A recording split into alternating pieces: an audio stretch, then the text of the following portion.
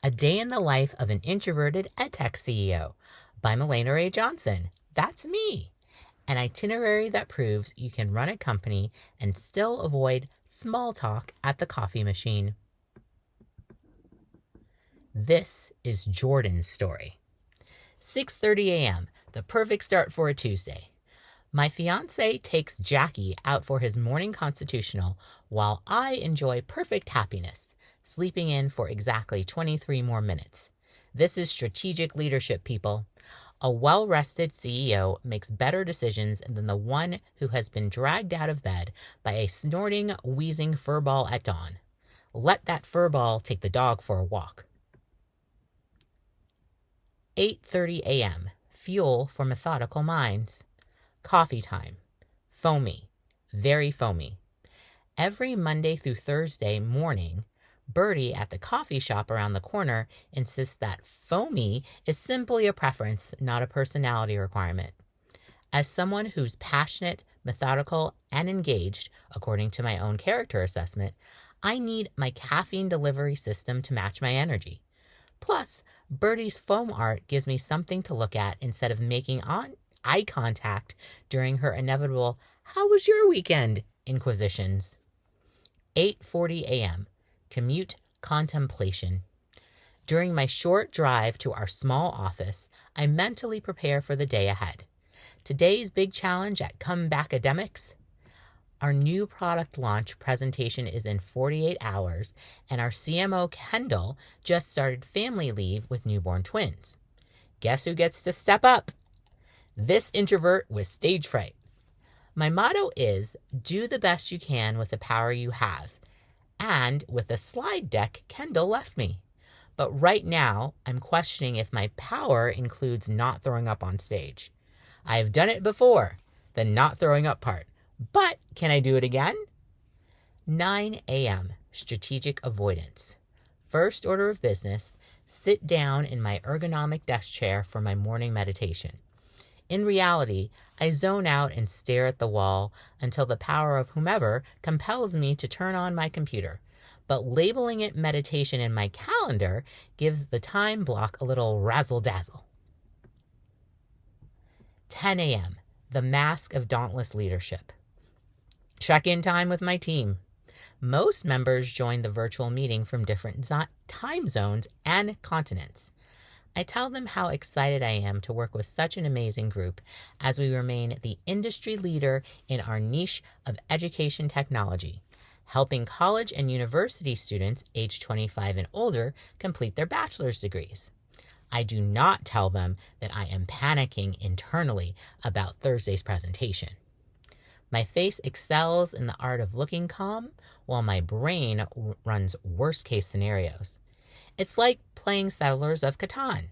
You need strategy, resource management, and the ability to look innocent while plotting everyone's demise. 10:40 a.m. Productive procrastination. Instead of asking my team for presentation help, because that would be admitting weakness, and for some reason I can't have that, even though they would gladly jump in, I decide to tackle our wedding reception seating chart. Yes, this Saturday night activity has somehow migrated to Tuesday morning. Arranging people strategically around tables feels easier than arranging words strategically for a stage. At least Aunt Araceli can't heckle me about quarterly projections if I seat her at a table near the back, but she will try. 11:45 a.m. Reality check. Strategic planning time is scheduled on my calendar, but Nerd Words is being played on my phone by me. This is what happens when you try and fail at guitar, finger pain, then consider knitting, too many drop stitches, and finally contemplate quitting. Who has that time? No, you don't finally contemplate quitting. You finally contemplate quilting. Who has that time for that level of precision? My hands need something productive to do on a regular basis, but apparently productive is relative when you're stress managing. 12:30 p.m. Lunch and wisdom from the 2000s. eating the last of the fried plantains, peas and rice, and oxtail at my desk while rewatching clips from Legally Blonde on YouTube. Elle Woods didn't let anyone underestimate her, and she certainly didn't hide her strengths.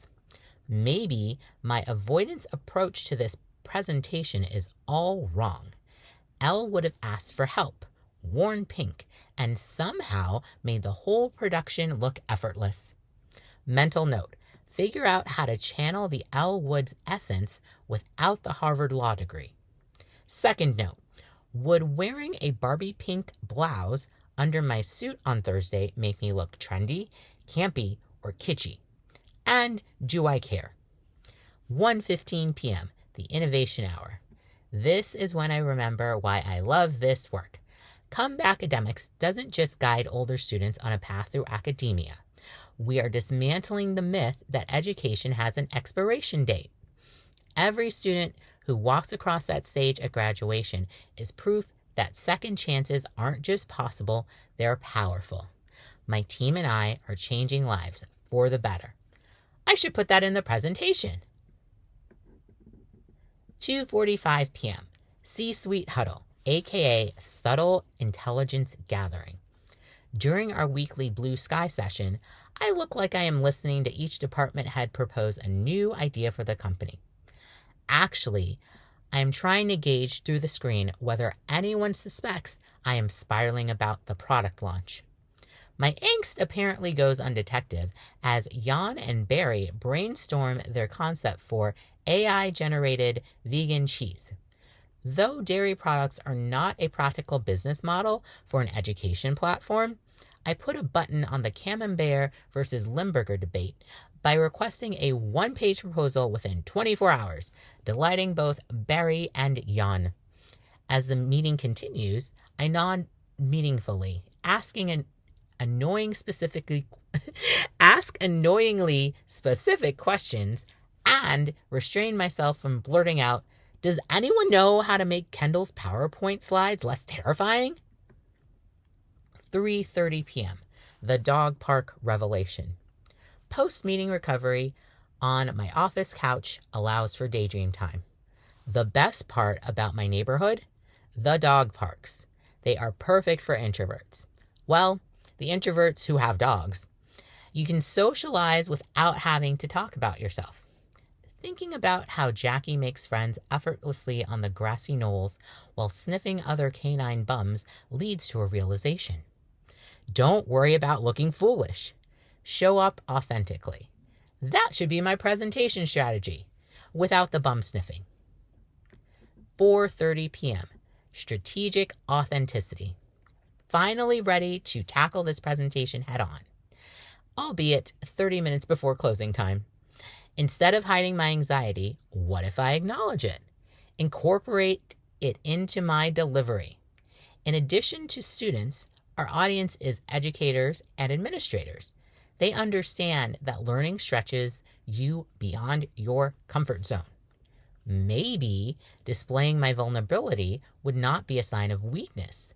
Maybe calling other people in can be a new way for me to lead. An email from Kendall with the subject line, "Did you ask for help yet?" reminds me to stop reinventing the wheel. 5:10. Perfect day. Driving home, I think about my plans for this weekend after the big launch. Playing catch in the park with Jackie and my fiance. Joyful, simple, true. That is the energy I want to bring to this presentation. Not perfection, but passion for the work. 6:15 p.m. Dinner reflection. While my fiance plates our samosas and salad, I tell him about the presentation situation running circles in my head. His response? "You have been running a company for years that changes the future of learning every day. You've got this." Sometimes the best leadership advice comes from the ones who see you at your most human. Jackie agrees with a woof. 7:30 p.m. Tomorrow's promise. As I review my Wednesday schedule, I write in big letters at the top, "Ask team for help." Not only because I know that great leaders surround themselves with great people, which I have, but also because if I don't write it down, it won't get done. Speaking of great people, I need to email that strategic communication consultant my friend Casey referred me to. Calls herself Professor X for Introverted EdTech CEOs with stage fright. She helped Casey deliver a keynote speech at a conference with a standing ovation. Maybe she could teach me a thing or two. Jordan is the CEO of Comeback Academics, which if you click on the link in the article, will lead you to learning more about Jordan, who is a fictional character. She believes that the best presentations happen when you stop trying to hide who you are and start celebrating why you are. Mahlena-Rae Johnson, that's me, is the Professor X whom Jordan is referring to. She teaches you how to talk to people. Connect with Mahlena on LinkedIn here, linkedin.com/in/Mahlena. What do you teach? What do you need to learn? Share in the comments. Thank you.